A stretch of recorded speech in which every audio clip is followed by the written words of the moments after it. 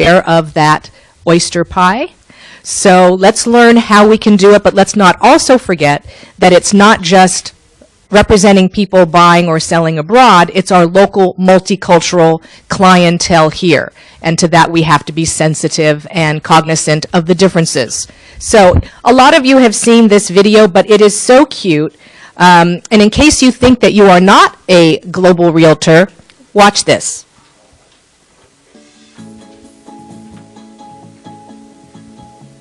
Hey John, did you happen to see that information on that global real estate class our association is offering? You know, I was thinking to myself, who is going to sign up for this course? I mean, what do we have? Maybe 2 international brokers in this entire town. After all, this is not New York City. I know what you mean, Dee. I got a call from Ilana the other day. She was telling me all about this new global business committee she wanted me to join. And, you know, she has that CIPS after her name. You know, I told her, I said, listen, I'm just a small-time broker. I'm lucky when I sell a $250,000 condo in the area. So I don't need to be rubbing elbows with the rich and famous from the international arena. Good afternoon, this is John. Hi, my name is Kathy Roberts, and I'm looking for a realtor. I'm from Canada, and I live here for about 6 months out of the year, and I'm thinking that it's time to buy. Do you know if I need a visa? How about financing? Can I get financing? And how do I convert Canadian dollars to U.S. dollars? I'm also trying to do this all before I go back to Canada. Do you think that's possible? Here a second. Let me get you back to our receptionist, and she'll get your name and number, and then we'll get back to you. Thank you. Hold on. Have you ever done a Canadian deal? This lady's asking all kinds of questions about how to do currency conversions, whether she needs special visas. I don't have a clue, but I have an idea. Why don't you call that young Miss CIPS? Probably not a bad idea.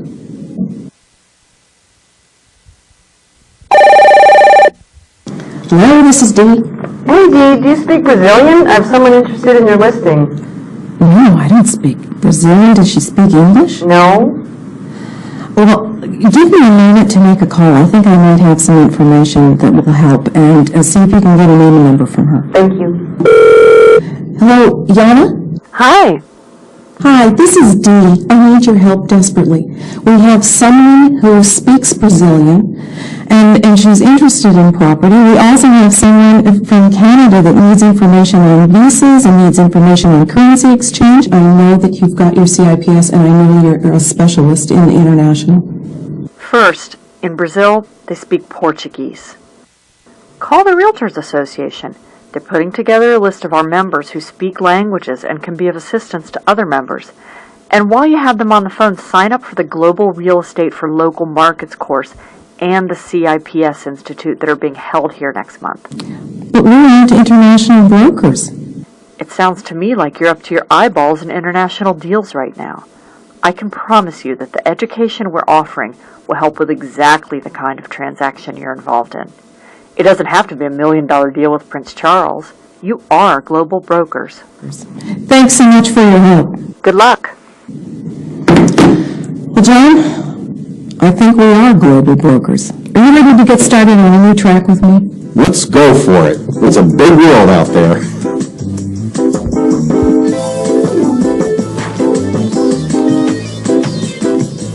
This is a little dated slide and video, so I'm sure those stats have gone up a little bit. But you can see that where you think maybe perhaps you're not a global realtor, but yes, indeed you are, even if it's just here in your local community. So right now, I'm not sure if I introduced myself, but I'm Allison Clay Duboff, and I'm introducing next Mr. Ben Larson, who is going to talk to you about his experiences globally. Thank you, Allison. Can you guys hear me okay? Is the microphone working? Everybody in the back? All right. Well, that was quite the video. Yana's a wonderful resource for Canadian transactions, speaking Portuguese. So first, how many of you are with an international company that has offices outside the U.S.? Okay, a few of you. What, those of you that are, or even if you're not, there's other resources, who's actually talked or communicated with someone in any of those offices outside the U.S.? smaller number. So good. Well, the rest of you are all in the right place because we're going to talk about some things today on how to do that, how to reach out globally. You may not be sure how you can do that. You don't have connections or ties. So what my part of the presentation is going to cover is how to use your company resources to market yourself globally, which is the main concept for the day today. I'm Ben Larson with Engel & Volkers. We have offices in 37 countries. We have over 750 offices. We started in 1977 in Hamburg, Germany, started internationally, grew to a pretty large presence globally, and then came into the U.S. markets about 2007, 2008. So we had great timing to hit a pretty bad market. But anyway, things have turned out okay. So I'm going to tell you how to use some of your company resources to expand your business globally and maybe tap into some other options. So the first thing is brand consistency. This will help you. When people are traveling and they can recognize your brand, whether, like with Engel & Volkers, you can see those are examples of offices that we have. There's a very consistent theme to it. And and they're typically in high foot traffic, high visibility areas, so people recognize it. We have clients that travel that will take pictures, and they're in Europe or Dubai or Mexico, and they'll send them to us. So even if you don't have the office consistency where people recognize it everywhere, when you're with a company that's international, your brands, your logos, those are all pretty well recognized, I'm sure. So it's good having that consistency. It definitely helps. Another thing that's going to help you is having a connection to an area or a specific region. So with that, it could be if you speak a language, your background, your family's from there originally. You might have lived there yourself and moved here from another country. Or you've just traveled there and you loved it. You like the culture and you want to immerse yourself in it more. You want to do business there. Or maybe you haven't even traveled, but you just know you really like an area and you want to travel there. And so if you're going to travel, you might as well write it off and do some real estate business while you're there and talk to people. So what you got to do is market yourself. So we talked to our agents about doing, treating it as a farm. You guys, a lot of you probably have geographic farms or have thought about doing a geographic farm. This takes the geographic farm to another level. Really, you work it. You can build a database of contacts in other areas. What we do is agents will pick an area. We have one agent specifically that she's from Russia. She moved here from Russia, but she also is fluent in Italian and loves Italy. So she was just in Italy on vacation. She stopped into some of the offices there, met people. She's going to build a database. Basically, Italy's going to be one of her farms, and Russia's going to be another. So she's reaching out to all the people in all of our offices there and introducing herself, letting them know where she is, what she specializes in, just making sure they know who she is. And she's going to stay in touch with them consistently, just like you would a farm here. Newsletters, emails, sending them properties that we have for sale. Just staying top of mind for them. So you want to make sure they know where you are, not just here in the South Bay, but they might need a resource just in California. And as you start to build your presence, have a relationship or get a referral or do business with one person or two people in those offices, they spread the word. And someone in their office might have another contact, and they've heard that this person has worked with you, and so you can become the go-to resource for that whole office or even in that area. And if you have big offices, word will spread. You could be there. Actually, you want to let them know, I'm not sure if you guys are aware, but the South Bay is actually very affordable when compared to a lot of places internationally, even within the U.S. But when you can talk to people about what they can afford for a big ocean view home in PV compared to Hong Kong, London, Australia, prices here are very reasonable, and people don't realize that. A bunch of people from our company went to the luxury international show in London a couple of years ago. And I had a listing in PV for $2.5 million, ocean view home, and I had to send them more flyers. I didn't go with them, but they took flyers for me. They ran out of flyers. I had to send them more because they were just flying like hotcakes, to use their words. And people were amazed what you could get in the LA area for that price.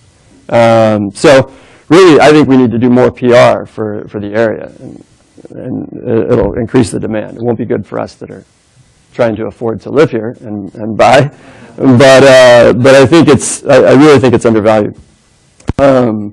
The CIPS designation, I think that's a great tool for you guys to have. I have it, and when you're talking to these people in other parts of the world, they're going to have it as well, and it's going to give you more credibility. And I took the class here, I think it was last year or the year before, and if you're thinking of doing it, this is the place to do it, because otherwise you're traveling somewhere, you're taking a whole week off. The class here, they spread it out so you don't have to miss a whole week of work. It's local, you're not spending money and time to travel, and it's actually the cheapest I've seen. Our company actually, a trainer in our company gives CIPS designation, so I see what they charge, and people go to Hawaii, and it's a great time. But if you want to get it done and do it affordably and not have to miss a ton of work, this is a great way to do it. So definitely sign up if you're thinking about doing it. Next thing I would say is go there. Travel to these places. Like I said, we had one agent went to Italy. Another is actually going to Italy here in the next couple of weeks, and he's going to stop into some of the offices there. He took a whole list of offices in the areas that he's going. He's going to stop in and meet people, give out cards, talk about where you're going. We have another advisor. We call our agents advisors. She's sitting right here in the front row. Going to Canada, and we were just talking about, how can she network? How can she meet some of the offices there? And I said, let them know you're coming. Contact them in advance. Go to an office meeting. They'll let you present at office meetings. Bring properties. Bring present flyers about the area. Any information you can give them, so they know that you're the resource that they can go to. They're going to have something in LA, especially in Canada. I think now Canadians are the second largest international buyers in California. So it's a huge market to tap into. And they need to know what they can get, what the different areas are, and that they can contact you to do business.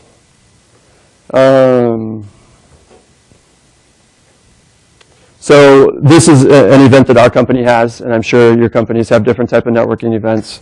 The owner of the company has a finca on Mallorca, and they do a polo event every year and invite everybody in the company from around the world. And so going to things like that, it's a huge networking event.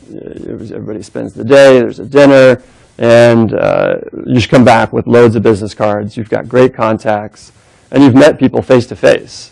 And so then when you follow up with them later and say, I met you, it was great to meet you, and they're going to keep you in mind, and you stay in touch with them, just like any other farm.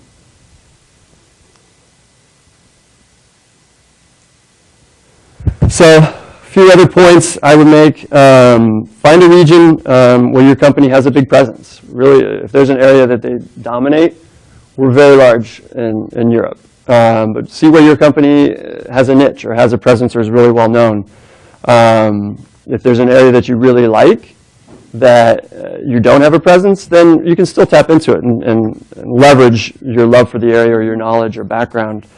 But really, if there's somewhere that you can target that you want to focus on where you have a presence, that's going to be the best way of going about it.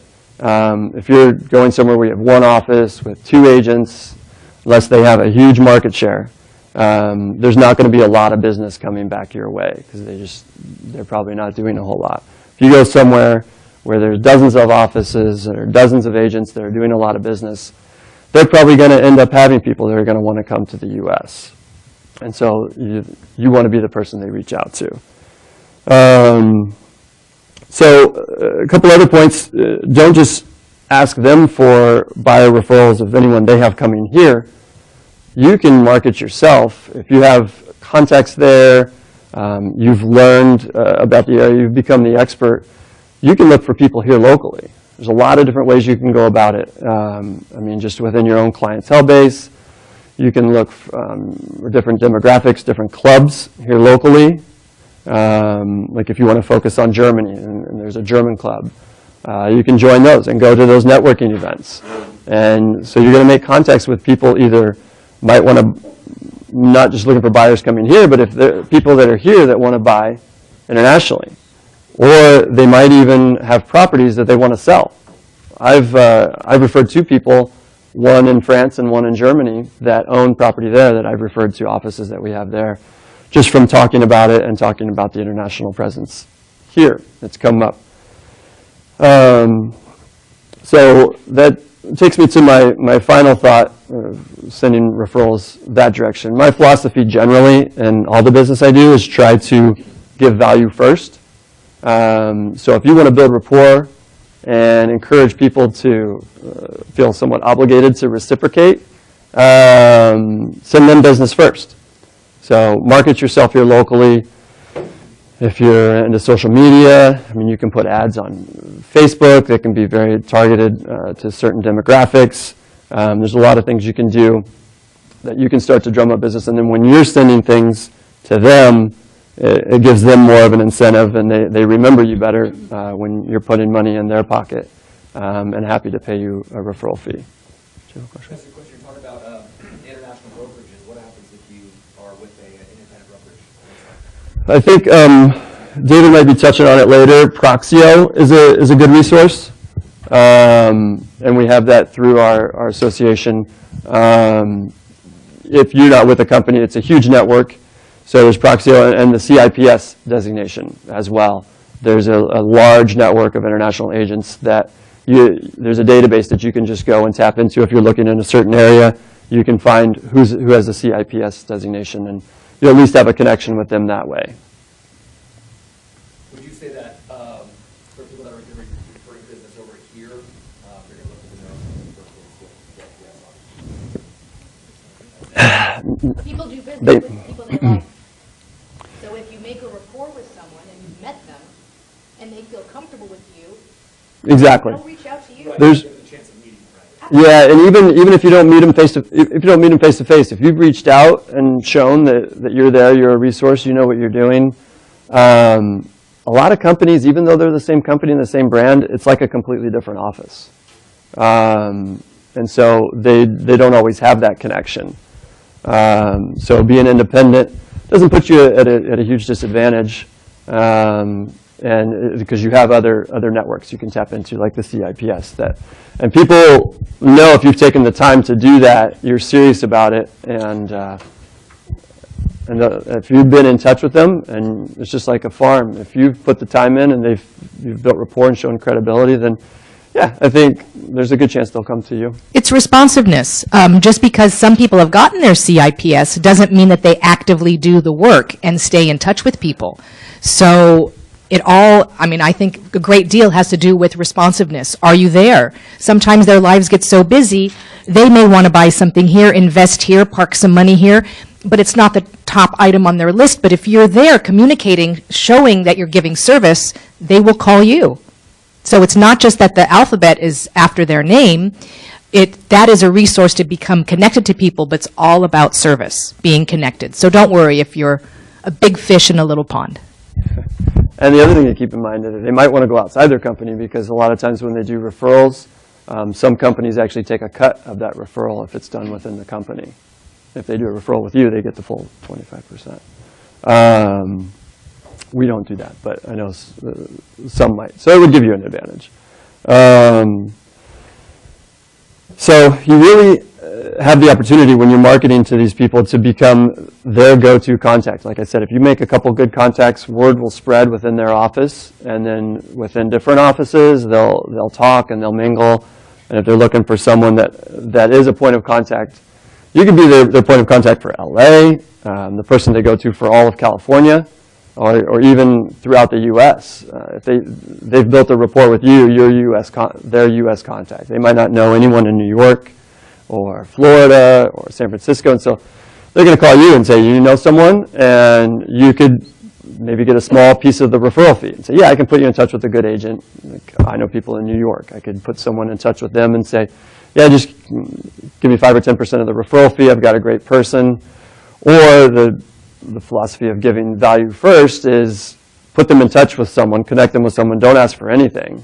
And you're going to build rapport with the person in Italy that's referring it over and the person in New York that you put them in touch with. And you'll probably, in the long run, end up doing more business with both of them because of it.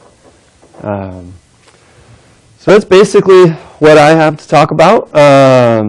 Using your company, even if you are with an independent brokerage, there's ways of using other designations and groups. But I think your companies have resources that, from what I saw from the show of hands, that you're not tapping into that are there for you, and ways of leveraging that to get yourself into an international market, even if you don't do any global business now, you're not from another country. There's definitely ways that you can start tapping into it. So, anybody have any other questions before I bring on the next? Sure. Have you ever had any obstacle in the language barrier when you're communicating with another country or another kind of obstacle? Like Brazilian from Yana? No, Portuguese? No, I haven't personally. Our office, we've got quite a few languages that we speak within the office. So far we've had enough people, and it is a pretty international company. So even I did have someone that spoke Chinese before we had someone in our office that spoke Chinese. But in our Beverly Hills office, we had someone that did, and so we just connected them and brought them into the deal. So you want to have those options. Even if you're an independent broker or you're in an office that doesn't have someone that speaks a certain language, if you're in someone that doesn't speak Chinese or something that is a pretty popular language here locally, you should probably partner with someone, even if they're outside your company, to say, if I get someone, because I'm looking to do international business, if I get someone that speaks a different language or speaks your language, I'd like to partner with you on it. And bring them in. So that way you've got them there ready to go, and when you get someone that speaks a language, you're not scrambling to try to figure out how to help them. You can bring them in right away. Yes, Sal? Well, yeah, we have, that's where we started. So they grew there, and we're in the Middle East and South Africa and Hong Kong and South America. And so that's where it started and grew a lot. So yeah, we get referrals from all over Europe, and that's why we want to have people in our office that can speak a number of different languages. So it's helpful. And if not, we do have other connections to people, either in other Engel and Volker's offices or locally with other companies that we will partner with. Alex, you have a question? We have a pretty large Hong Kong office. And that is our tie into mainland China. There's one thing I was going to mention, I didn't, so I'm glad you asked that. One of the owners of our Toronto office is Chinese, and she's from mainland China. And it's another thing that you guys can do or talk to someone about doing. She traveled around the U.S. a lot in California to the different Engel and Volker's offices and had us all put together presentations on our different areas. Because she's from mainland China, she was going there and doing lots of presentations to different groups, real estate companies, just groups of investors and people that want to buy in the U.S., so that they could present all the different options of the different areas. And so we put together a package on the different parts of the South Bay, properties we have, what the different areas are like, what they're known for, and she went and did presentations, and it's a great thing for her because she'll probably get business referred to her directly, but she's also going to get people that are looking for California or Florida or New York, and so she can now refer those buyers to them and get referral fees on top of it. So it was very smart of her. And you said you had 2 questions? Yeah,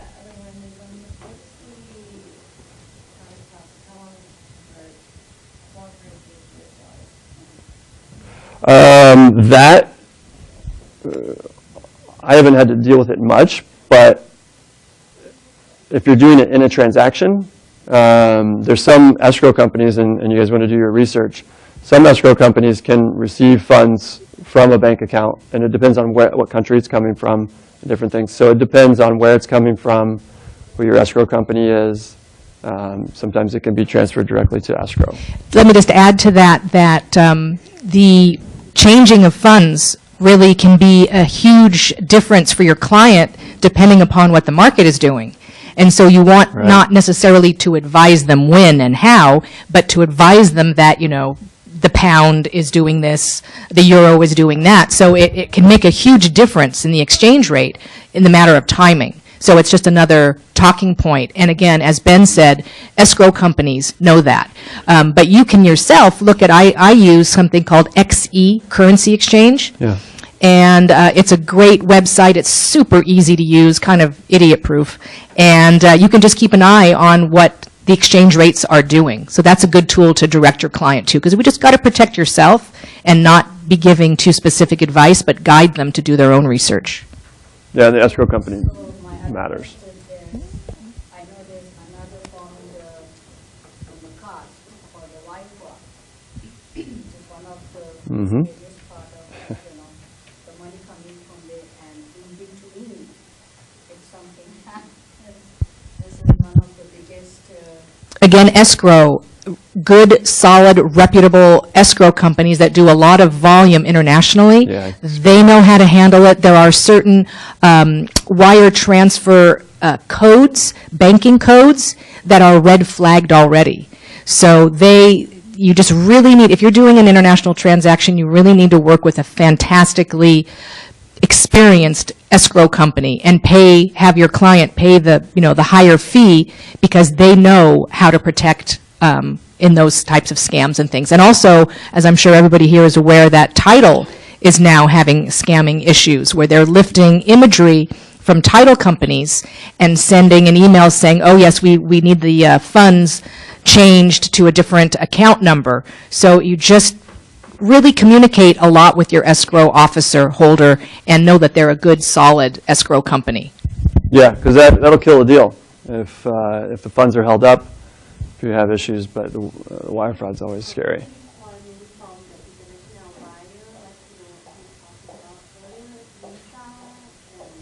That's a whole nother class about all the different items that a foreign buyer will need. So down the road, we'll be having... I think we had that. Yeah, and you can go to the website, South Bay Association of Realtors. All of our global presentations are on the website. So you can... Yeah, we did one where escrow and title talked about that.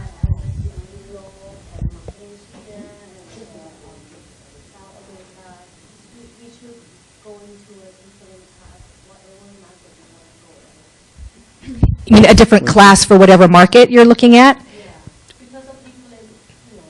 Right. Or reach out, take an immigration attorney or a tax attorney out to lunch or for coffee and pick their brain, because it could be business for them and it could be business for you. Yeah, and if you go back and look at that presentation, I think there was an immigration attorney that talked, escrow and title spoke, and so they talked a lot about having everything lined up ahead of time.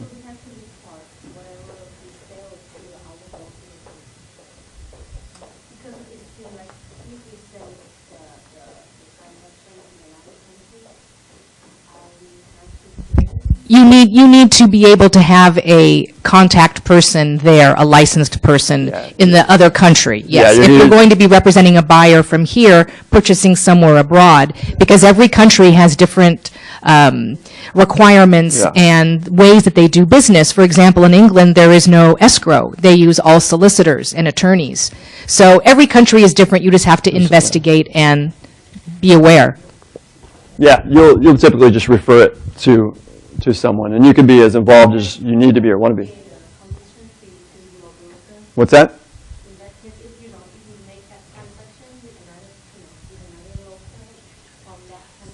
Usually your brokerage will want a slice, even of a referral fee sometimes. As owner of the brokerage, yes, I would say it'd be like any other referral. If you referred just even within the U.S., it's a referral fee. Yeah. Have you done International what do you mean? Things from outside the country. People that live outside the country that live here? Yeah. That have a home they want to sell here? No, it's the other way around. Properties outside the United States being listed here in California. No, I've referred listings out, and we market international listings for our other offices. Is that what you mean? I think that's what you meant. So I represented a seller in Paris. Is that what you mean? So yes, so there was a seller in France who had a property that he wanted me to sell. And so I had an agreement with him, but I also had someone on the ground there who had the proper licensing.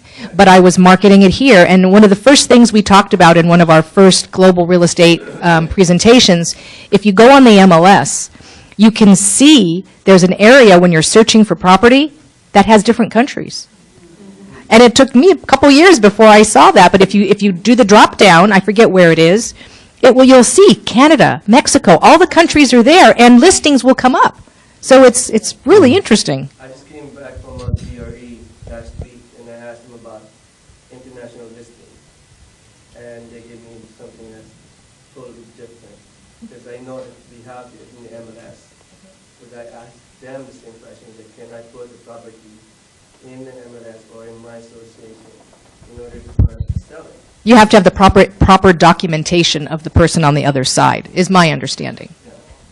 Yeah, we still market a lot of them. I mean, and a lot of other. And it doesn't have to be on the MLS either. Right. Right, but my point of view is that we can put it in MLS here. Mm-hmm. Can you speak to, I think you just sort of touched on it there, can you speak to how we would verify that someone is properly licensed so that when we take our referral fee, we're making sure that, or giving it out, that it's legit? It has to be with another licensed person. Yeah, well, there's some countries where they don't even have to be licensed. For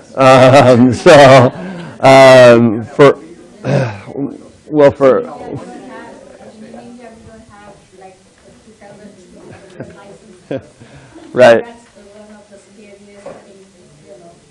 Yeah. Well, with us, it's typically within our company, so we know they are.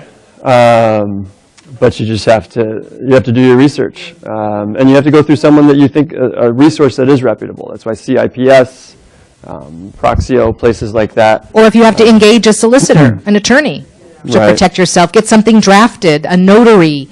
I mean, there are ways to verify those things. Just a little extra work you got to put into it just to make sure you're actually going to get paid. All right, so moving on. I want to introduce Sabina Birkenfeld. Hello. Welcome. I have a question for you. How many of you speak another language in here? Wow, so we are international. And how many of you travel outside of the country frequently? Good. So you've seen some of the world and everything out there, and the world's getting smaller and smaller all the time, at least to me it is. And I'm going to share with you a little bit how I got involved in this international business, so to speak.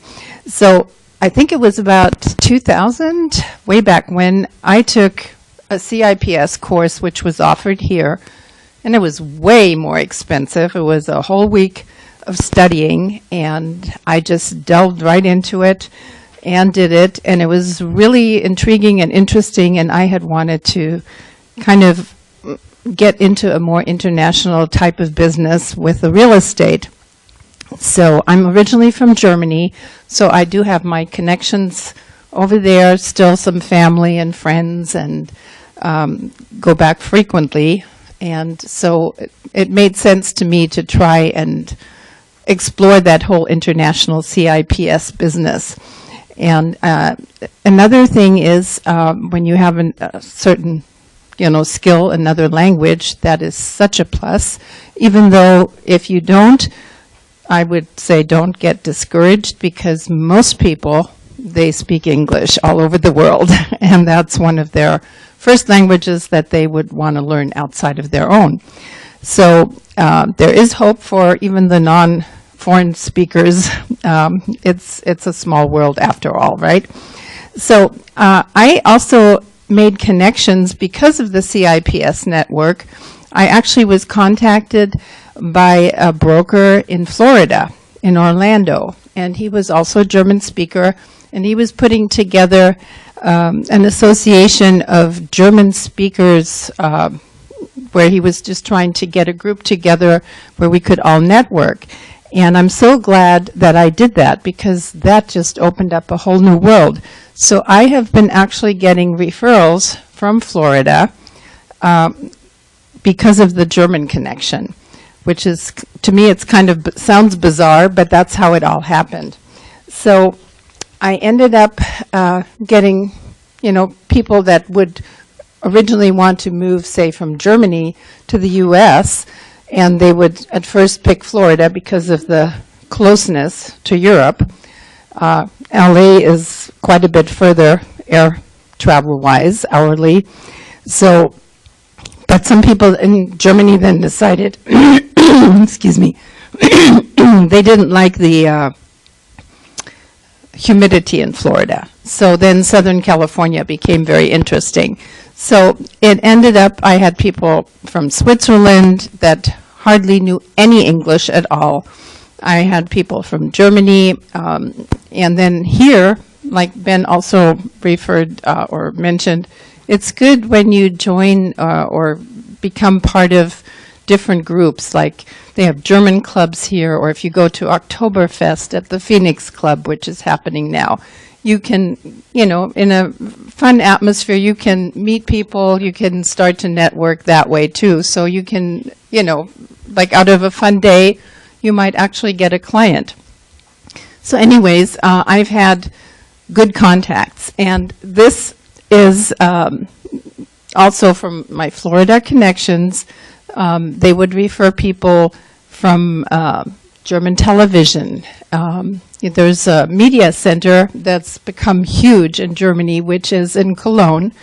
And so it's kind of a little bit of what Hollywood is here, where all the film industry, they will move to a certain area and expand and then grow from there. So Cologne is the media center. And with all the, excuse me, the connections that I've gotten, we've done some film shootings here. I'm losing my voice again. I'm sorry. Where they would come and they do, all the TV shows they have now, for instance, about buying in, Europe, or fixing houses, or so they're companies. They all want to come to Southern California because it's great weather.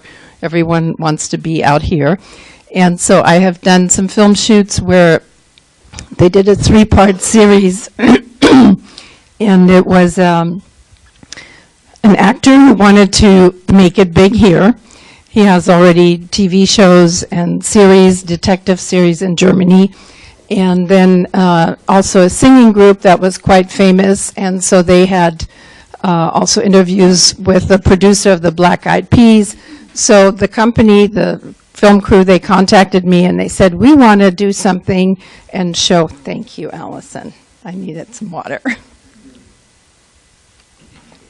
So they ended up shooting here. I had to find locations, and we had some strand properties that I was able to show them, because the actor wanted to eventually make it big here, then buy a huge property. I have to tell you, it was very interesting and it was fun. And so I got my connection with the media center in Cologne. So I went and visited over there, and as you can see, it was very cold, just gray weather. So that's why they want to come here. Now, it hasn't happened yet. The actor has come back. I've shown him properties, but he hasn't bought anything yet. So fingers crossed that might happen down the road. But those are just some things how, once you start and you get involved in things, stuff happens, and hopefully it'll all be good.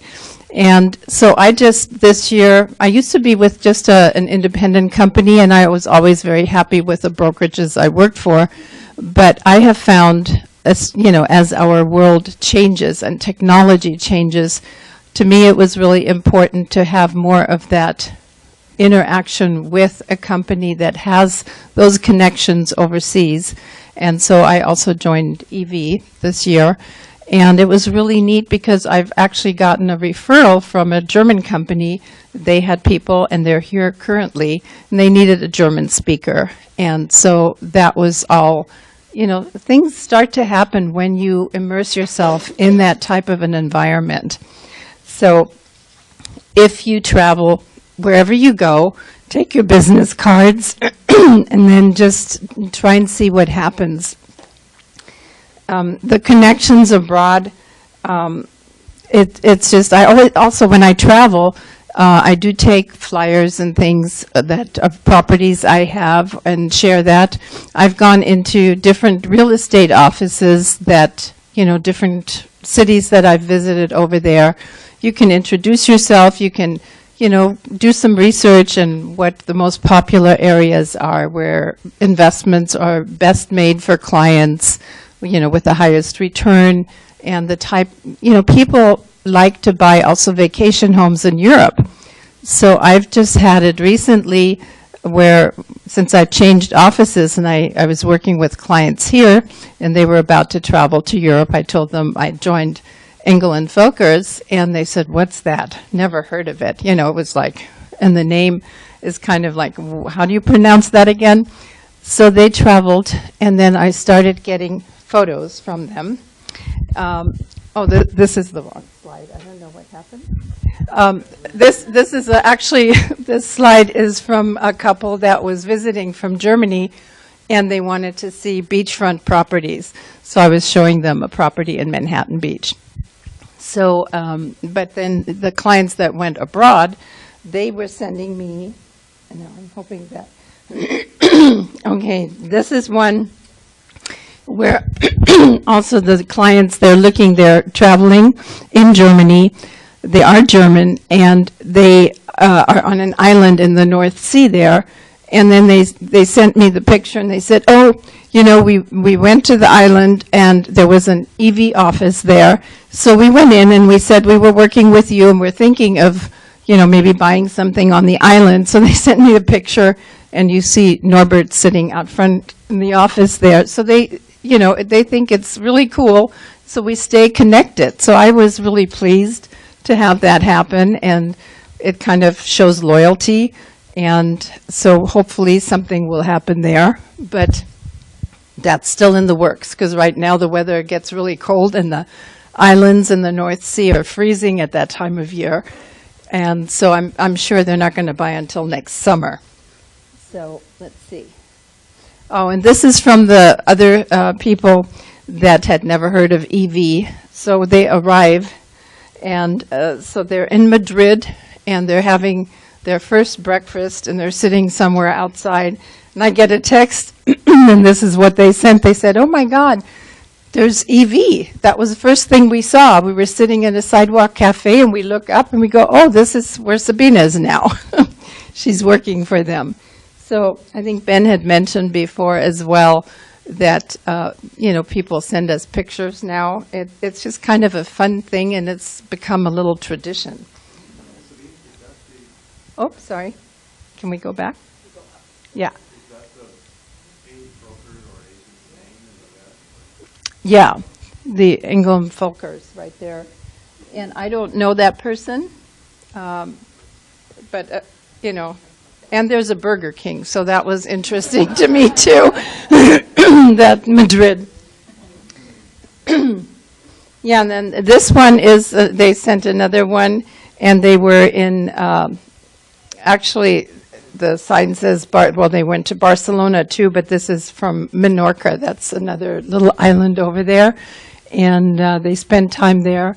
So they're just seeing the signs everywhere. So it's just kind of a fun way where you realize, okay, the world's getting smaller. People are interacting with you. And it just is kind of, to me, it's become a lot more fun because of technology, everything at our disposal right now. You know, you can instantly get information. It's not like years ago, it would be like a letter 3 weeks later you'd get it, you know. Or heaven forbid if they sent it by ship post, then it would take months, you know. So now we have instant gratification, and you can be in touch in no time. Of course, you have to remember there's the time difference for the different countries that you're dealing with, because I know that sometimes, you know, if you have your phone next to your bed, all of a sudden, you know, in the middle of the night, and you go, oh my God, they don't realize you're 9 hours behind. So they wake you up. But so you try not to do that or offend your clients when they're overseas. You know, remember the time differences. Another thing that I think is really cool and important and helpful, there are all the different associations, and out here there is the Asian Real Estate Association of America that I have joined, and some of my colleagues have done that as well. And they also offer different plans and things. I just got a flyer. They're doing a special trip to Greece for, you know, they advertise that this is coming up October 15th through the 22nd. And so we're there. They have arranged meetings with local Greek realtors and officials, and they're giving tours to those attending realtors over here, from over here, and giving them a whole insight as to what's happening in Greece. And, you know, right now prices are really, really cheap to invest over there. So that might be something of interest that you could do if you want to further your, you know, global career and business. So there are many things. Once you start getting into it, you will notice tons and tons of ways of doing that, whether it's, you know, your connections with Canada or overseas. And, you know, I know people travel to Dubai and do business there. I haven't yet, but that's going to be an interesting country. So my main focus is Europe and Germany because of my connections there. So if you have any interest, again, join different associations. If you're into trying to do the CIPS, that is really great. Also, things come up unexpectedly, like, you know, you meet someone and they have an interest in purchasing in a country that you're not very familiar with. Through the CIPS network, you can look up different agents, and you know that they're, you know, if someone goes to all this trouble to do this special training and get that designation, you can pretty much be assured that they're a good person to network and work with. So, you know, you can look up whatever country, you know, that comes or falls into your lap through clients, and you can work it that way. Don't be scared that, oh, I don't know anything about it, I can't do it. There are resources that you can go to and you'll get help. And most of the people are really friendly and open, and they want to be there, and they want to connect with you. Do you have any questions? Yes.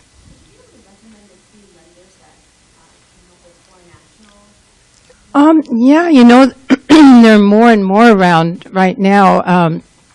You've got, what is it, HSBC? Yeah, that's a big international lender. And then also, I know we have also lenders that, you know, that used to not do international. They're offering that now, like RPM. They have a special program. And there are even some of the big banks. You know, if you go, they have programs for international. There's China Trust, all kinds, you know, of the big banks. I think Wells has plans for international as well. So, you know, any of the market is just expanding, and so you'll find more and more. It used to be there'd be one bank, and it was difficult, and now they're all getting into that. So I am pretty sure that you'll all do well, and just go out there and try it. It's a neat, fun way. And another thing that is great about being an international realtor, when you travel, you can write off those expenses too. So that helps a lot, you know. And of course, whenever you do a business trip, you should always do something fun and enjoy life for yourself as well. So, anything else? Yes. Did you have a listing off of Manhattan and 16th recently? Yes. I saw that over next to the street. It's very good property. Oh, yeah, we just closed that yesterday. Yeah, that was great. Thank you. Yeah. I applaud you on that. And I also, same question. Do you have any escrow companies that deal internationally that you can refer? Well, there a lot of them can handle it. I've worked with Brighton Escrow. They are good for international. And they've spoken here at the board. So if you look at the videos, Moira, she spoke. Yeah, and then also I know Peninsula Escrow does. Peninsula Escrow is fantastic up in PV. And then I work a lot also with Hermosa Escrow, but if you have good escrow officers that know their stuff and that are diligent, there's some good reputable ones around, so it's a good thing. Yes? So do you also market yourself when you do business here that you have international connections? And if so, how would you relay that to your clients and show them that you have access to exposing the property internationally? Well, like for one thing, when I travel or also on Facebook, you're out there, so you connect with people. You can send them things like, and I've changed offices. I'm with Engel and Volkers now because that way, when you have listings, they go everywhere to Europe, and especially, working here in the South Bay when you have nice properties. Most of the Europeans coming here, they like the climate and they like beach properties.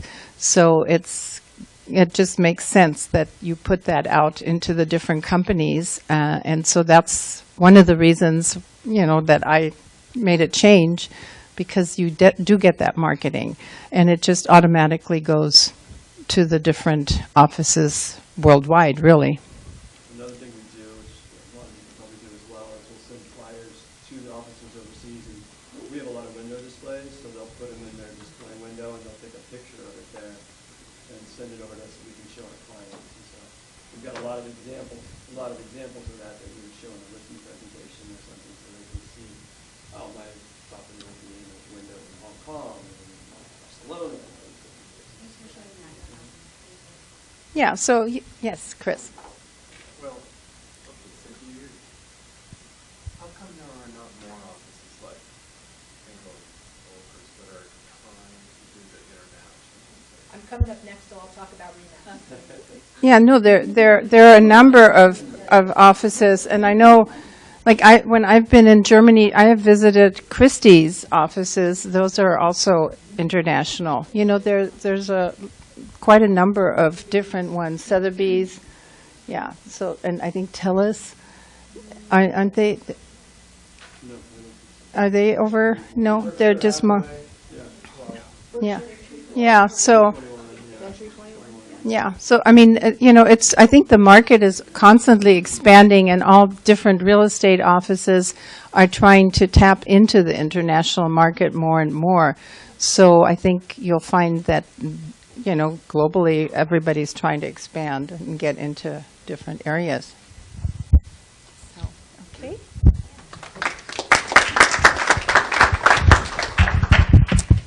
All right. So I'm going to talk about my experience globally, and just to try to instill in all of you, it is so easy. It is so easy and so much fun, and sometimes it takes really just the minimal amount of effort. And I know that David and Sabina have already said, but when you're traveling, take your business cards and you just walk into any real estate company. Introduce yourself. You may get a little resistance, like, who the heck is this person and why does she want to talk to us? But then when you talk about your market area, you talk about Manhattan Beach and Hermosa Beach and this and that, and how you've got clients all over the world, it really is fabulous. And then you can follow up and do a dialogue and stay in touch on email. And then if you develop a really closer relationship, then truly the sky is the limit. So with RE/MAX, we're in over 90 countries. There are thousands of offices all over the world. And my personal goal is to see as many of them as I can in my travels, which I turn into work. So you will see here, my husband and I were in Italy, and I thought, okay, I want to get involved. I don't speak Italian really, but I do want to get involved. So I reached out to an owner broker who I met at a RE/MAX convention, because I'm sure that's something that EV and the other companies have. We have these worldwide conventions. And for RE/MAX, which is upcoming in the beginning of the year, there are over 6,000 agents that come from all over the world. Mongolia. It's a huge emerging market in Mongolia. It was blowing my mind. And so you meet all of these agents from all over the world, and you make contacts. So I met the owner broker, Stefano Falassi, and he's out of Rome. And I'll show you what happened there. I hope.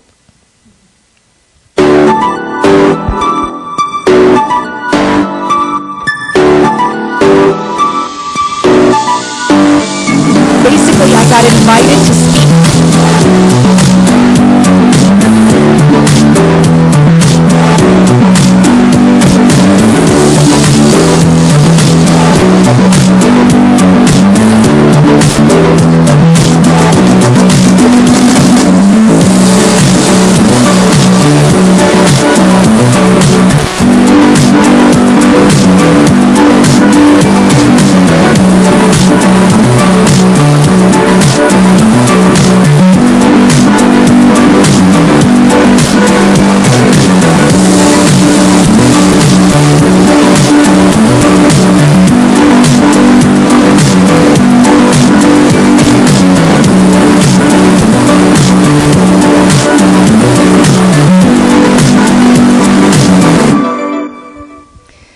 So I'm not a celebrity on some real estate TV show. I'm just your local realtor here in the South Bay. But I made the very tiny effort to reach out and to meet this guy, and he invited me to speak to all of his agents on branding and marketing.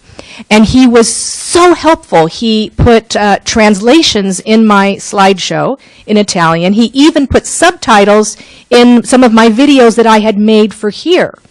And so after this event, so I was prepared. I had my little speech that I'd been practicing for months in Italian, which was not easy, driving around Italy. So a part of our trip really was consumed with memorizing and worrying about this presentation. But they also brought their clients. And so I arrive at the hotel where this event was being held, and they put a lot of money into this. There was this like life-size poster. I was blown away. It's just me. And then they had, as you saw in the show, they had this cocktail reception in my honor. And every single agent and their client wanted to meet me, wanted to take their picture with me. I felt like Oprah. I mean, it was just so amazing. And the fact that I touched all these people, clients too, but mainly they're realtors. So again, if anybody there is thinking and they have clients that want to buy here, you know they're going to call me. And on the social media front, now I have a gabillion different RE/MAX Italian agents all over Italy who have contacts all over the world. So just this little bitty effort, and that's what I want to stress today, is that it truly doesn't take that much of a grain of just enthusiasm and get up and go to reach out to someone, and it can be anywhere in the world. Hold on, let's see. So then, further along in Italy, we were in Tuscany. And I found out that at this place where we were staying, they have a program through a company called Timbers, which is an American company. I think it's out of Aspen in Colorado, where you can buy fractional ownership of these vineyards, farmhouses that have either grapes or olive oil or whatever. And so I reached out well ahead of time, and I put myself in contact with this lady, and she gave me a full tour of all of the properties that they had close by for me to look at. And then I sat down, and again, minimal effort, I asked the waiter just to film us. Hello, it's Allison Clay Duboff, and I'm here with Joanne of Castello de Casole. And we have had a lovely tour of this incredible property that represents fractional and full ownership possibilities here in Tuscany. You want to just give us a little pointer on this beautiful setting? Absolutely. Well, we're sitting outside the terrace here at Castello de Casole, and you're looking at the beautiful village, hilltop hamlet of Casole de Elsa in the distance. We have such incredible panoramic views here. It's just a great place to come and experience the heart and soul of Tuscany. Over to your right, it's a little bit cloudy today, but you can kind of get a little bit of a peep of the village of Menzano, and this is what it's all about, La Dolce Vita in Toscana. And so enjoy the photos and the little mini videos of the different properties that I will be presenting to you. And as always, mille grazie. Ciao. So that to me was a huge success. And to your question, the lady in the back, how did I use this? Well, Italy, Remax Rome, put together the little short video that you saw. And so I did an e-blast to all of my clients saying, hi, here's what I've been up to lately. I was off to Italy, and I was invited to present to Remax Rome. I mean, that sounds pretty impressive. And again, it's just me, just Allison, you know. I'm not this superstar on TV. So off to Paris. I've lived in France for many years, and as I said to someone, I did have a listing affiliation with a place in Paris. I never sold it, but at least it was a try, and I got to visit it, and I got to write it off, and I got to talk about this listing in Paris and learn a little bit more about how things are done there. So we were going to Paris for my husband's 65th birthday, and as always, I went into every single brokerage that I could find. As I'm walking around, I'd walk in, give my card, made some contacts. And then I connected with the head people of Remax France. And I invited him back to have a drink with me at the hotel, and we were sitting outside, and he says, well, you know, Allison, we're having our first Remax France convention ever. So, you know, different countries are more evolved with their progress of Remax and buying up little offices. And it was their very first one. And I said, well, if I can help in any way, I'd be more than happy to. Really? Really? Well, would you come and speak? Because he had seen the Italy video. Of course. And he said, well, I would love it if you would speak. And I'm thinking, okay, it's March. This is in June. Well, you know, I got to work back home. Am I going to come back? And so we began correspondence, and it turned out to be a paying gig. I was a speaker. I was their first keynote speaker for Remax France. And what was easy was that, again, simplicity, not too much effort. Doesn't mean I don't care, but I used a lot of the presentation that I used in Rome in France. But I'm bilingual English-French, so I could do the whole thing in French. And so we discussed a fee, a speaking fee. And he actually, the fee, and I'll be completely honest, it was my airfare and my husband's airfare. So it wasn't hotel, it wasn't this or that, but hey, it was over €1,000. Pretty damn great. So, and here's this one. Uh-oh. There we go.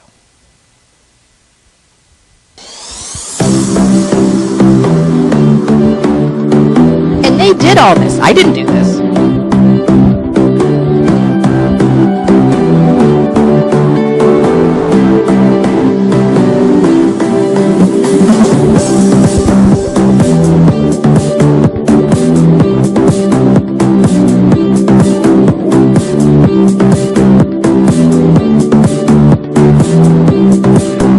That's my husband standing next to me.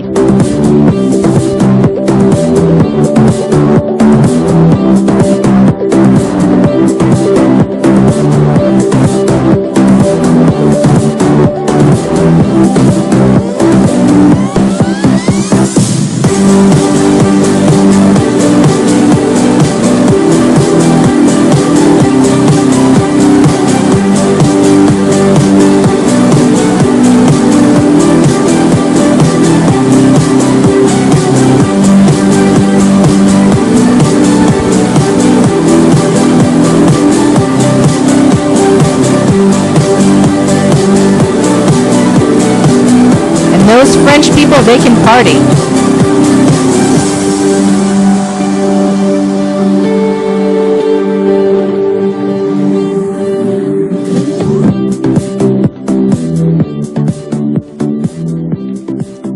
And so now I've basically got this template going that kind of wherever I want to travel, I reach out to people and, you know, I'm able to help their clients, help their broker owners, their realtors, and get involved. Now I know this says Japan, but the circle there, that actually was in Paris after the event. We all stood outside. Those are their agents. And it was such a memorable event. I spoke to over 80 people for over an hour, all in French. I tell you, after that, I was so exhausted. I was jet lagged. I was tired, but it was just a whew, and it was done. And now my Facebook friends from France, I must have like 300 Facebook friends in France, who again, all have clients all over the world, and also you develop friendships. It's just so nice. But long before that happened, my first experience was I had a duplex for sale in South Redondo, and a colleague of mine or a friend of mine through Rotary, I forget, connected me with this Japanese TV show. And he said that it had a huge viewership, like 1 million people, all across Japan. And I thought, wow, it must be like the MSNBC of Japan. And they sent me out with a film crew to my listing.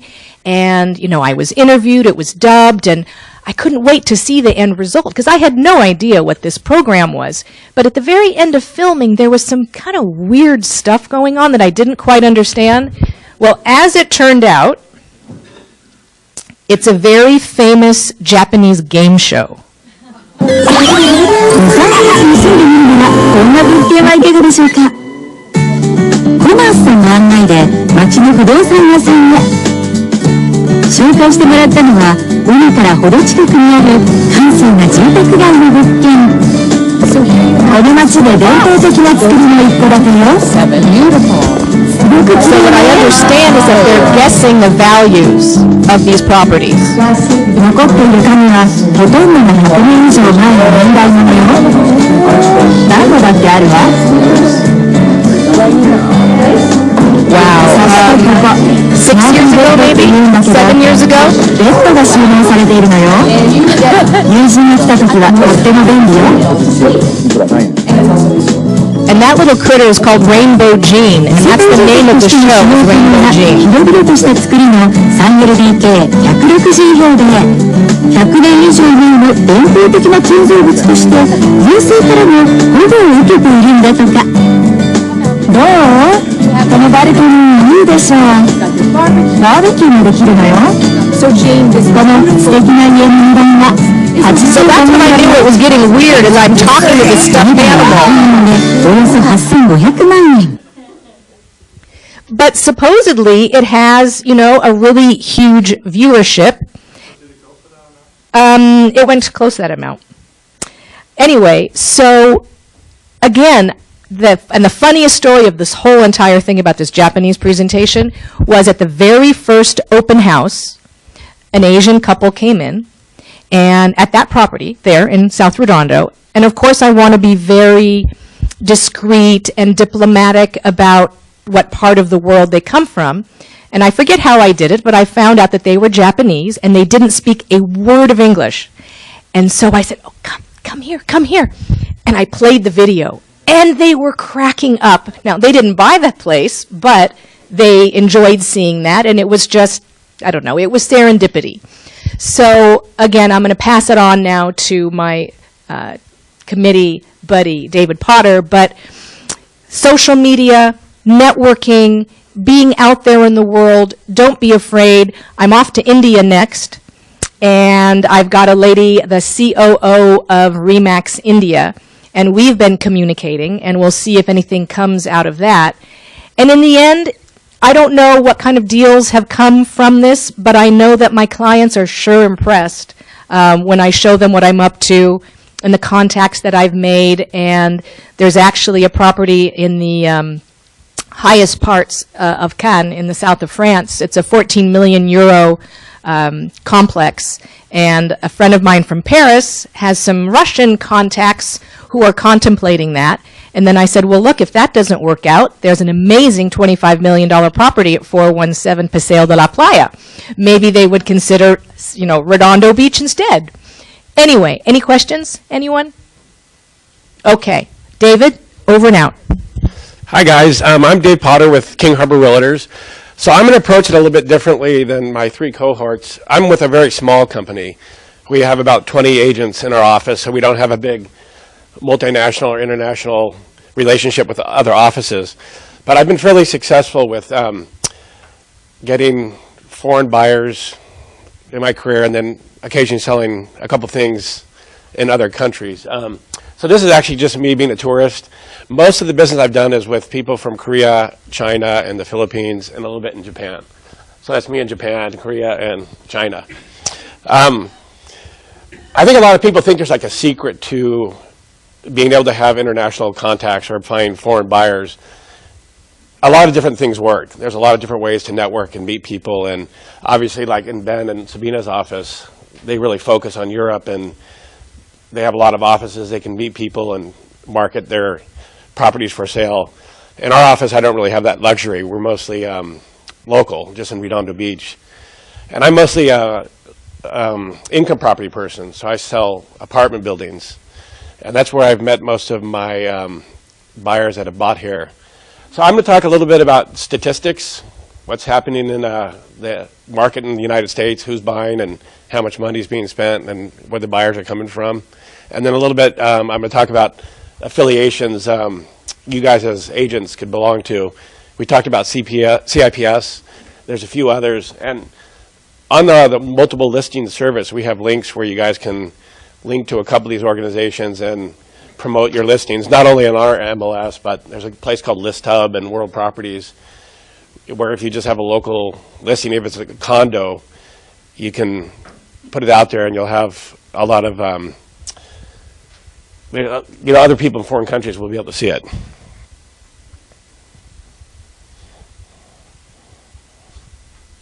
So first I'm going to go over stats. I know a year ago a lot of people thought that foreign investment was going to slow down a little bit in the United States, especially in China, which is the #1 place where we're getting buyers because the government kind of clamped down on where money was coming from. But the experience has been actually the opposite. Foreign buyers purchased $153 billion of residential property from April 2016 to March. So it was actually up about $50 billion. This is almost a 50% increase over prior years. Chinese buyers still remain the top country for origin of foreign buyers. Out of 46 states and 46 of the 50 states, Chinese were the top buyers. So it's not just in the top 5 states, which I'm going to go over, or the top 5 states I'm going to go over. But China is led by Canada, people from the UK, Mexico, and India are people buying. So there's a lot of opportunity to meet buyers from those countries. I spoke a little bit about China. A lot of questions I get from people is where you find your buyers, and I know there's a niche right now where Chinese students are coming to the United States to attend college, and a lot of Chinese investors don't like to send their kids to school where they're paying for the dorms or renting. They like to buy property, a small apartment, have their children live there, and then rent it out. So networking through universities or finding students that are going to be coming to the United States is a good opportunity. I talked a little bit about so foreign buyers purchase properties nationwide. 5 states account for 54% of them. So it's Florida, Texas, California, New Jersey, and Arizona. Most non-resident foreign buyers pay in cash. That shows you a little bit of the percentage. So 72% of people come in from abroad, paid cash, and then 35% of foreign buyers living in the United States paid cash. Someone asked a question earlier about what it takes to own property. The United States, unlike a lot of countries, anyone can buy property from any country. You don't have to be a citizen. You don't necessarily have to have a visa. You can own property free and clear. I know a lot of countries restrict foreign ownership. Or if you're going to buy, let's say in the Philippines, you can only own 49%, and the rest either has to be through like a Filipino citizen or a corporation. So that's actually one advantage for foreigners to come. They can own property here and feel comfortable that the government's not going to take it away. It's a safe investment. So 284,000 properties were purchased by foreign buyers last year. That's up 32%. Foreign purchases account for 10% of the overall dollar volume of homes. 29% of realtor respondents reported working with international clients, about the same fraction as the previous 12 months. And all this information is from NAR. There's a lot more information if you want to delve into it. Yes. Can you answer the question about, or is this a CIPS course question, sourcing their cash and or financing, etc.? That's not really kind of a different course. All cash is great, but it can't be laundered. Like, so how do you? So obviously you can't launder money. You got to do it legitimately, so you have to show where the funds are coming from. I know a while ago China was limiting the amount of money that could exit the country by one person. I want to say it was $50,000. So I know in the past they would have like multiple relatives put money in different accounts, or send it to Hong Kong. But as long as they can show it's legitimate, they bring it in and it goes into escrow. And I know more and more banks, we talked about China Trust and East West Bank. I know Wells Fargo's even doing loans with foreign buyers where they can get established credit in their countries and qualify for a loan. Did that answer your question? I think so, yeah. So as you was talking about the cash and all that, is there any limitation by the countries that how much cash that they can fund? Each country is different, so I know for sure China has restrictions, but other countries, I know for the fact Philippines does not. So it depends on the country's limitations.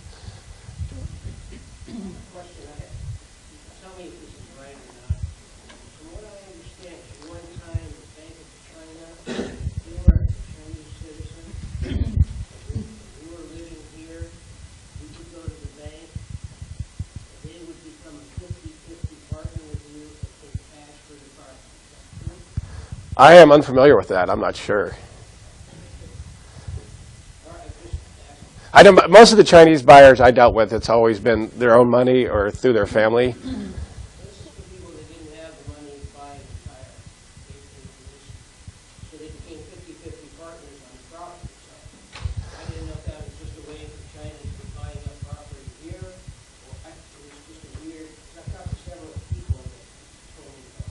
It could be. I know for a while when the Chinese economy slowed down a little bit, the government was very concerned about the money leaving the country.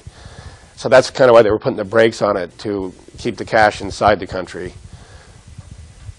Ben, yes? Yeah, I've seen all these stats and heard them, but something that just stood out to me is that we've got a 32% increase in the number of properties and a 50% increase in the volume, but the same percentage of realtors working with those buyers. So it's the same group, just doing more business. Yeah, I mean, there's opportunity for everybody here. It just happens. I really thought there was going to be a slowdown in foreign money coming in, when the market kind of slowed a little bit before the election, and then the Chinese government was clamping down on the cash, but it's accelerated. Just like our local real estate market, it's been kind of crazy.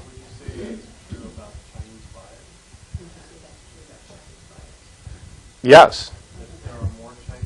I don't know if there's more buyers, but there's more money coming in, and they continue to buy properties. When you have people buying for their kids, condos and stuff, are they reselling when the kids are done, or they just keep the property? For the people I've seen, they normally keep the property and rent it out to other students. So the way I got my first Chinese buyer, I had a probate duplex for sale in Los Angeles, and it was in a really bad neighborhood. So one time I went into the property, people were squatting inside the property, And I just went in, and I had a showing, so I showed up like 10 minutes early, and like 3 people ran out the back wall and jumped over the fence. So I called LAPD, and I said, you know, can you guys come in with me? And they were really nice about it. They came in, and they said, yeah, it's a problem. And this was kind of around the time with a lot of foreclosures. So my potential buyer came in. She just saw my sign out front and called me. And she was a student at USC. Ended up not buying the property, but ended up buying a couple other investment properties with me. And I wanted to just go over a couple things, especially with like a lot of foreign buyers. They like developing relationships, more long-term relationships. You know, usually you have to take them out to lunch or something, and they want to kind of understand your background and get to know you. And I found I spent a lot more time answering basic questions that, you know, we take for granted, you know, about escrow and title and services it provides. And also showing a lot more pictures, and a lot of times I like to see the floor plans and see what potential they can do with the property. And even though, you know, you spend more time, and sometimes it gets frustrating because a lot of the questions were kind of, let's say, minute or really detailed or repetitive, those buyers will refer you to other buyers, other people they know. Foreign buyers tend to be, even though a lot of times you'll talk about doing business in countries where maybe they're a little more corrupt and there's not that loyalty, but my experiences with foreign buyers, they tend to be very loyal, and you get a lot of referrals from them. I've had other business contacts. I went to NAR when it was in Anaheim, and I attended the global presentation and met a lot of different realtors and kept their cards. And not long ago, I had a friend through a friend that wanted to sell a property in the Philippines, but he didn't want to sell it in the Philippines. He wanted, you know, a foreign buyer from the States because he thought he can get more money. And just to get a better understanding of the property, I was able to reach out to some of the agents I had met at the NAR. So, you know, Allison was talking a little bit about keeping cards. It's good when you go to these like NAR, or, you know, ARIA has a lot of events they put on. You keep the cards, and then when you have the opportunity to contact people in those countries, it's amazing. People are really willing to do a lot of work and help you out and introduce you to what resources they have. So, you know, in the United States, we're used to the multi-MLS service, but a lot of other countries don't have that. So a lot of times you have to go by specialists in those towns that really understand the area and the properties. And I have another example. I had a property I listed for sale in San Pedro, and it was actually, they were Korean. It was a little market, and there were Korean owners, and we ended up selling to some Japanese people that wanted to buy the market. And when I showed you I was on vacation last summer, when I was on vacation, some friends of the Japanese people saw that we were in Japan and reached out to us on Facebook. So our very last day we went there, you know, we drove up to their town with my kids and my wife, and they had this big party. There was like 15 people for a barbecue. And mainly they wanted to practice, Japanese people wanted to practice English. But there's actually, one of the girls was dating a Korean person. And we just had this barbecue, and they had kids, and they were lighting off fireworks. But it was just amazing. It was still an opportunity to network with the people there. And it happened to be in the town where Honda's, you know, the Honda Corporation is located. So I met a couple engineers that were there and come out to the United States and visit, and they've come out and seen us. So it's, you know, just small things like Facebook you wouldn't even think about. Networking things that are very helpful. Okay, so just some ideas for networking with realtors. The CIPS designation, it's the only certification that NAR recognizes for an international designation of anything. And by the way, CIPS designees may earn $50,000 more per year than other designees. That's why Sabina drives a Mercedes. But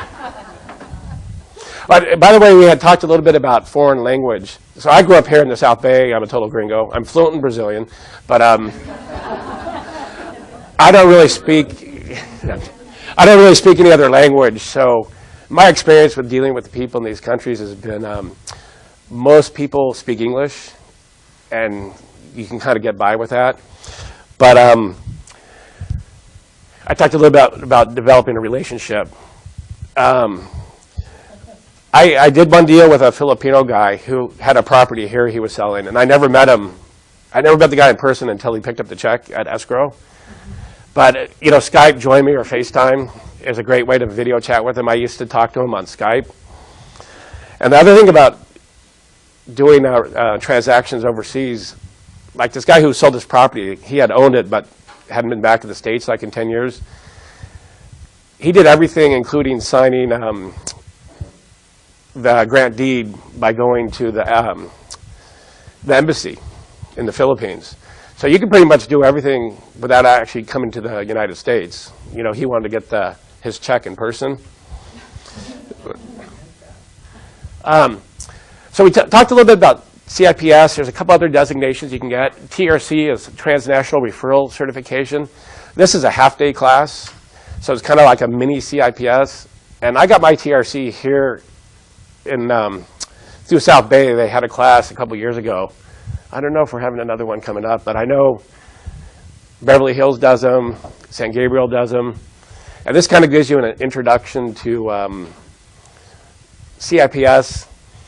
And then once you are certified, you have access to World Properties where you can promote your listings.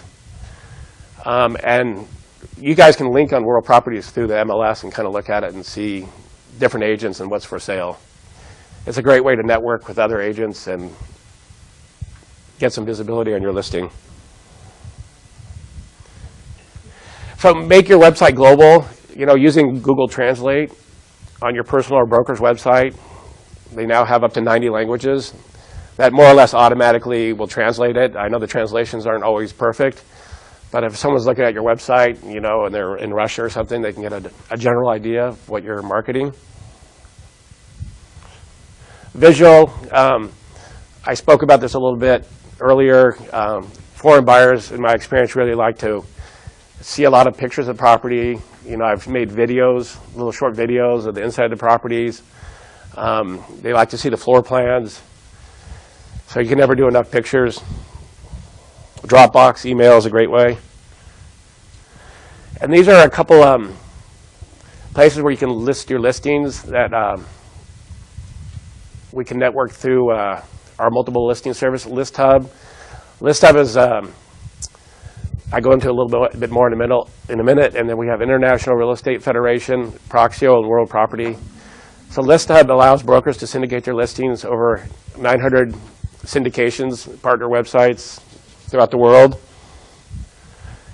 The International Real Estate Federation is another organization. It's a little bit like what Allison was doing overseas. They have different meetings and conventions where you can meet agents from all over the world, network. They like to socialize. Party, Europeans love to party. So they're in over 50 countries.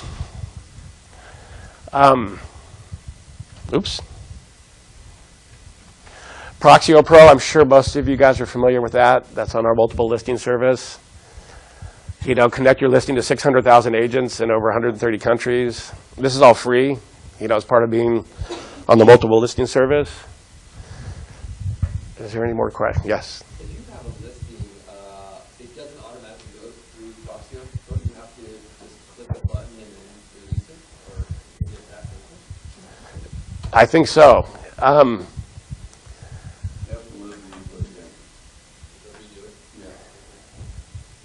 like it, but I find it somewhat complicated. The Proxy. But you just got to give it a little time and try to figure it out. But I do find that it could be pretty challenging, sometimes cumbersome. Yeah. There's a class, like once or twice a year. Yes. Does the CIPS class provide legal aspects, some portion of legal aspects of doing international sales? I don't know. Nikki, are they covered any legal aspects at the next?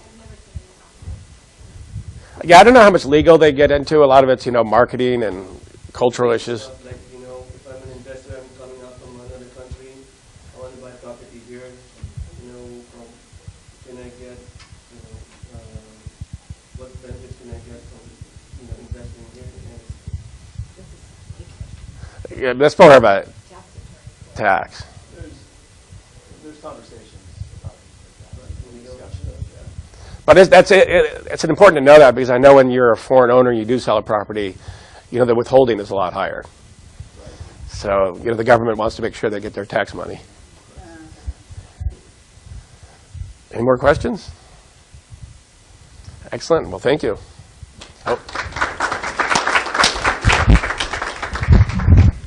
Thank you, everybody, and please sign up for your CIPS, because that really is just your first step in making these connections and getting some referral business going.